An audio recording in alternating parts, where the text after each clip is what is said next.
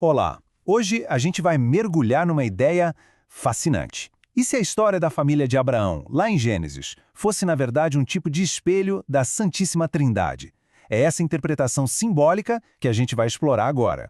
A pergunta que guia a nossa conversa é essa: será que a história de uma única família pode mesmo revelar a natureza de Deus? E se os relatos sobre os patriarcas forem mais do que só histórias de fé? E se forem um retrato simbólico do próprio Deus? É isso que vamos investigar. A chave para entender essa interpretação está no que a fonte chama de sombras proféticas. A ideia, basicamente, é que o livro de Gênesis esconde pistas, sabe? Pistas de um Deus triuno bem no meio da história da sua família mais famosa. Essa frase é o nosso ponto de partida. Olha, não é algo literal, tá? Pensa mais como ecos, reflexos, onde pessoas e eventos do Antigo Testamento acabam apontando para realidades que ainda estavam por vir. Vamos ver então como Abraão, Isaac e Jacó podem, cada um, representar uma das facetas desse mistério. E tudo começa, claro, com Abraão. Nessa leitura simbólica, ele entra em cena como a figura de Deus Pai, o iniciador de todo o plano. Pensa bem, da mesma forma que Deus Pai é quem planeja a redenção, é Abraão quem recebe o chamado inicial. Ele escuta a voz de Deus e, pela sua obediência, dá o pontapé inicial num plano divino que iria se desenrolar por séculos. Ele se torna a origem da promessa.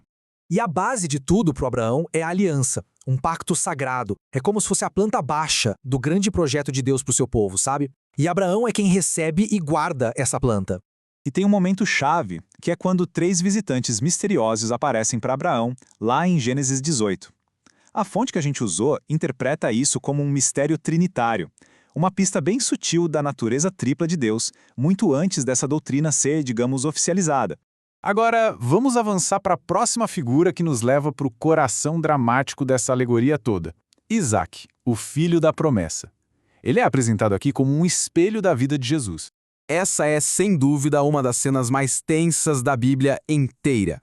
Isaac, o filho tão esperado, caminha em direção ao seu próprio sacrifício. E a submissão dele é o ponto central aqui, ecoando a jornada de Jesus até o Calvário. E essa comparação aqui deixa os paralelos bem claros, né?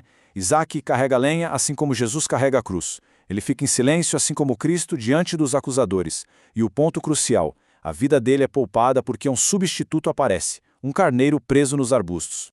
O ponto aqui é que o sacrifício do carneiro no lugar do Isaac é muito mais do que um final feliz. É uma prefiguração, sabe? Aquela sombra profética do sacrifício de Cristo. É como se Isaac fosse ressuscitado em figura. Ou seja, a vida dele é devolvida no último segundo, um prenúncio da ressurreição de Jesus. E isso tudo nos leva à terceira figura dessa nossa trindade familiar, Jacó. Se Abraão é o planejador e Isaac é o sacrifício, Jacó vem para representar a ação contínua e transformadora do Espírito Santo. A vida de Jacó é uma verdadeira jornada de transformação. Ele começa como um trapaceiro, um enganador, mas tudo muda naquela luta em Peniel.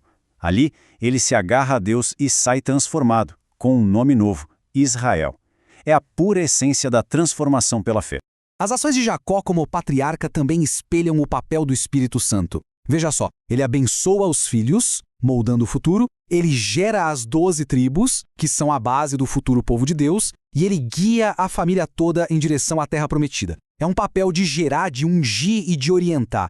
Bom, depois de analisar cada figura separadamente, vamos juntar todas as peças. Vamos ver o retrato completo que essa interpretação nos oferece. Este quadro resume tudo de uma forma bem clara. Temos Abraão, o pai, que tem como ação principal crer e receber a promessa. Depois, Isaac, o filho, que se entrega e é simbolicamente ressuscitado. E por fim, Jacó, o espírito, que luta, transforma e unge o futuro. Juntos, eles formam a base da história da redenção. E aqui vale reforçar um ponto que é fundamental. Essa análise não está dizendo que eles são a Trindade, ok? A ideia é que a história deles funciona como um retrato de família, que captura os contornos de uma realidade divina. E por que isso importa?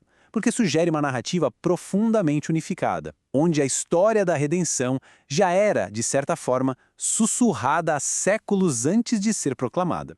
Isso nos deixa com uma pergunta final para reflexão. Se uma única história de família pode esconder tanto significado, que outros ecos do divino Que outras sombras podem estar esperando para serem descobertas nas histórias que a gente acha que já conhece de cor?